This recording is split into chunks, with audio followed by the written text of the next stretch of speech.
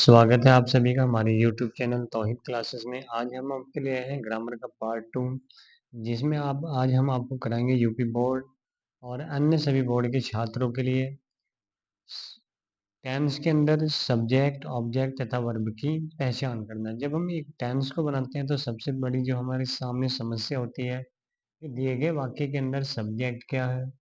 यदि हम वाक्य की पहचान कर लेते हैं, जैसे मैंने पार्ट फर्स्ट में बताया है कि वाक्य की आप पहचान कैसे करोगे। वाक्य की पहचान करने के बाद फिर हमें पहचान करनी होती है सब्जेक्ट, ऑब्जेक्ट तथा वर्ब की। ये चीज़ें हमें ग्रामर में बहुत केयरफुली सीख लेनी चाहिए। अगर हम ये चीज़ें टेंस के अंदर क्लियर कर लेते हैं तो उस फिर हमें कोई बड़ी समस्या ग्रामर के अंदर दिखाई नहीं देगी।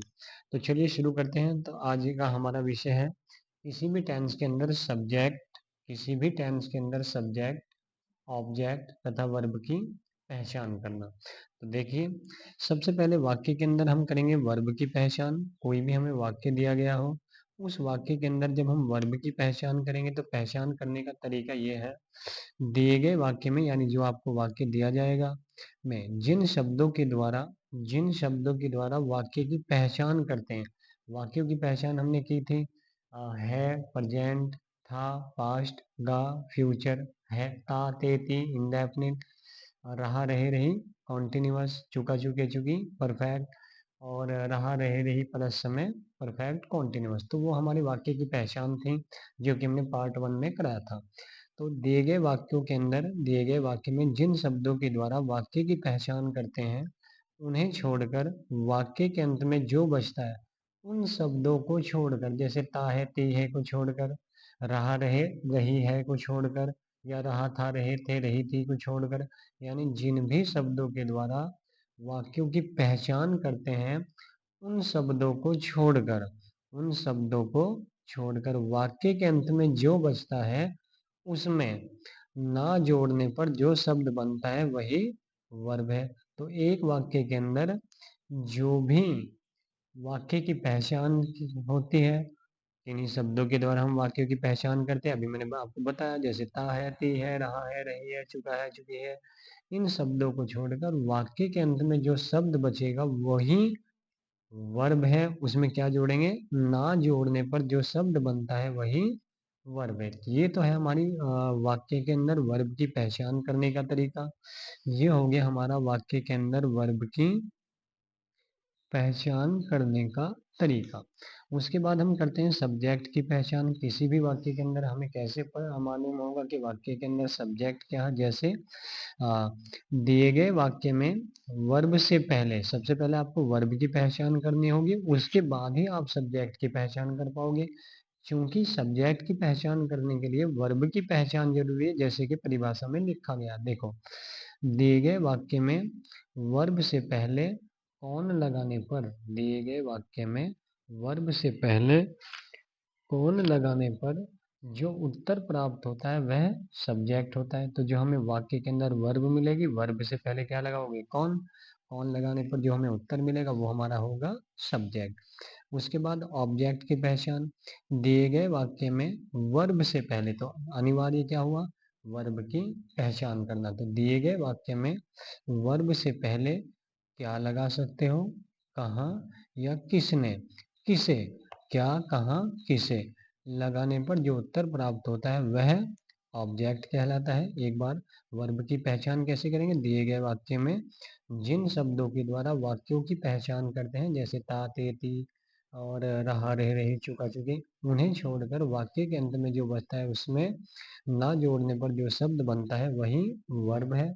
सब्जेक्ट की पहचान। दिए गए वाक्य में वर्ब से पहले कौन लगाने पर जो उत्तर प्राप्त होता है वह सब्जेक्ट है। और ऑब्जेक्ट, दिए गए वाक्य में वर्ब से पहले क्या, कहाँ, किसने या किसे लगाने पर जो उत्तर प्राप्त होता है वह ऑब्जेक्ट कहलाता है। तो हम इन दोनों तीनों परिभाषाओं को हम एग्जाम्पल के द्वारा सीख सकते हैं। देखते हैं एग्जाम्पल है हमारा। एग्जाम्पल, तुम आधे घंटे से राम की प्रतीक्षा कर रहे होंगे। तो हमने वाक्य की पहचान करनी है। वाक्य की पहचान करने के बाद वाक्य के अंदर सब्जेक्ट, वर्ब और ऑब्जेक्ट की भी पहचान करेंगे। हमने पार्ट 1 में वाक्य की पहचान बताई है, तो वाक्य आप डिस्क्रिप्शन में जाकर पार्ट नंबर 1 देख सकते हैं, हमारी ग्रामर का पार्ट नंबर 1। तो शुरू करते हैं। सबसे पहले हमें किसी भी वाक्य की इंग्लिश ट्रांसलेट करने के लिए सबसे पहले हमें वाक्य की पहचान करनी होती है। तो वाक्य की पहचान करने के लिए हमने वीडियो अलग से बनाया हुआ है। तो सबसे पहले हम वाक्य की पहचान करते हैं। वाक्य की पहचान, आप ये समझ लीजिए कि जब भी किसी वाक्य को इंग्लिश में ट्रांसलेट करना हो तो सबसे पहले हमें वाक्य की पहचान करनी होती है। कि वाक्य की पहचान इसलिए होती है क्योंकि वाक्य की पहचान करने के साथ ही हम वाक्य के अंदर यूज होने वाली हेल्पिंग वर्ब की जानकारी प्राप्त कर सकते हैं। तो इसलिए वाक्य की पहचान अनिवार्य है। वाक्य की पहचान करने के बाद फिर हम हेल्पिंग वर्ब की पहचान करते हैं। हेल्पिंग वर्ब की पहचान करने के बाद हम वर्ब की पहचान करेंगे, दिए गए वाक्य के अंदर वर्ब क्या है। फिर हम सब्जेक्ट की पहचान करेंगे। सब्जेक्ट की पहचान करने के बाद उसके बाद हम ऑब्जेक्ट की पहचान करेंगे। तो हमारा टेंस है, तुम आधे घंटे से राम की प्रतीक्षा कर रहे हो। तो तुम आधे घंटे से राम की प्रतीक्षा कर रहे हो। तो वाक्य हमारा, तो सबसे पहले वाक्य की पहचान करेंगे। वाक्य की पहचान करने के लिए हमने आपको बताया था पार्ट नंबर 1 में जो हमने टेंस वाक्य टेंस की पहचान के लिए बनाया है। तो सबसे पहले देखेंगे वाक्य के अंत में लिखा है। और जिन वाक्यों के अंत में है, हो, हूँ शब्द लिखा होते हैं वो वाक्य होते हैं प्रेजेंट। तो वाक्य हमारा हो गया प्रेजेंट। उसके बाद आप देख सकते हो रहे शब्द लिखा, रहे, रहा, रहे, रही कॉन्टिन्यूअस की पहचान होती है।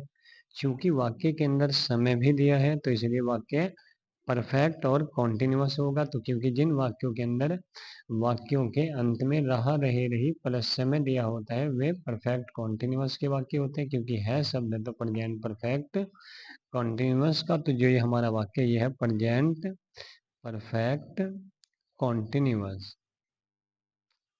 तो वाक्य हमारा हो गया प्रेजेंट परफेक्ट कंटिन्यूअस। क्योंकि प्रेजेंट परफेक्ट कॉन्टिन्यूअस के अंदर हमने हेल्पिंग वर्ब का यूज भी आपको बताया। तो प्रेजेंट परफेक्ट कॉन्टिन्यूअस के आप टेबल में जाओगे, वहां पर आप हेल्पिंग वर्ब का यूज देखो तो वहां पे लिखा है हेल्पिंग वर्ब की पहचान हैज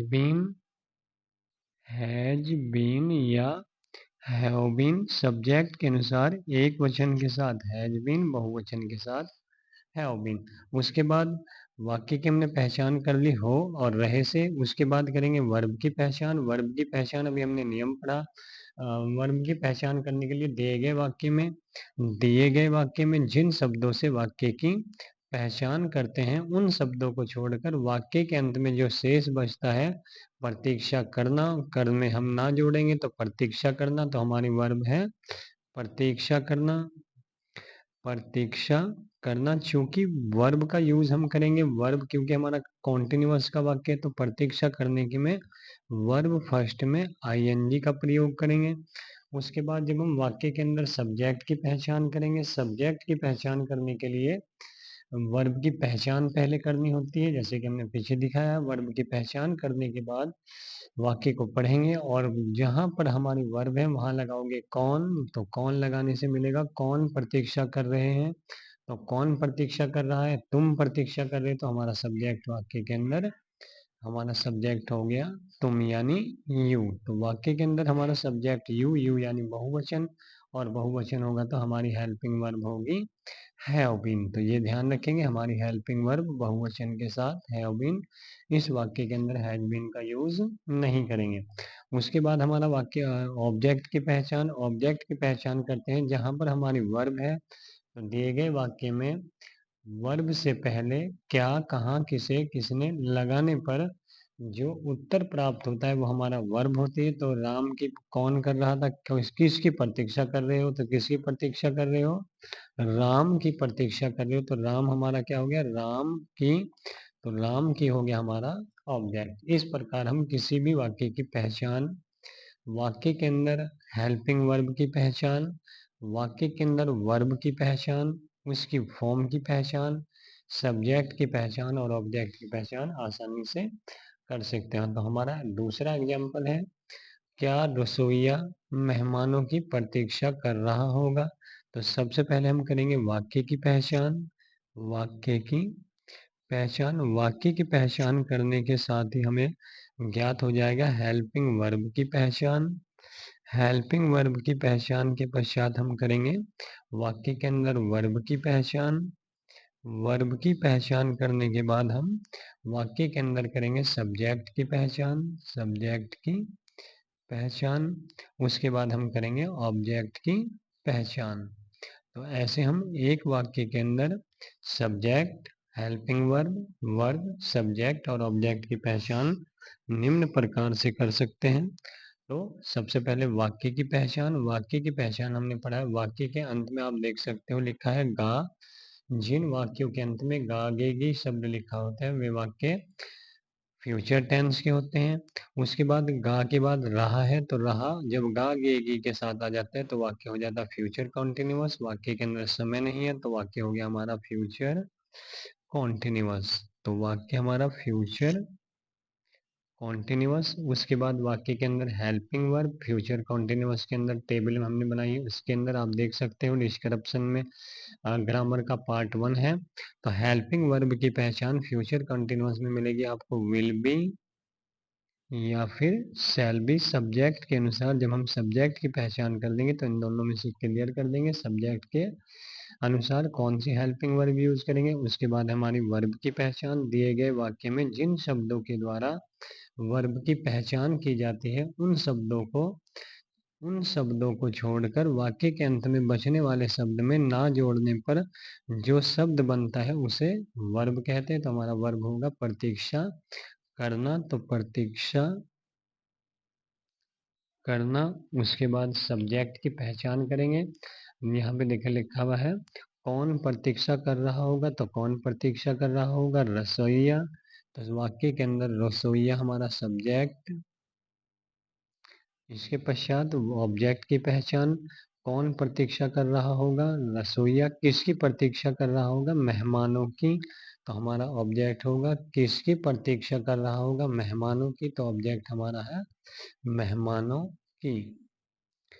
तो इस प्रकार हम किसी भी वाक्य के अंदर वाक्य की पहचान, हेल्पिंग वर्ब, वाक्य के किसी भी वाक्य के अंदर वाक्य की पहचान, हेल्पिंग वर्ब की पहचान, वर्ब की पहचान, सब्जेक्ट की पहचान और ऑब्जेक्ट की पहचान आसानी से कर सकते हैं। तो चलिए हमारा दूसरा एग्जाम्पल है, सफलता प्राप्त करने के लिए राम ने बहुत संघर्ष किया था। तो वाक्य में आप देख सकते हो वाक्य के अंत में था, तो वाक्य होगा हमारा, चूंकि जिन वाक्यों के अंदर था शब्द होता है वो वाक्य में होते हैं हमारे पास्ट। तो वाक्य की पहचान है हमारी, वाक्य की पहचान पास्ट।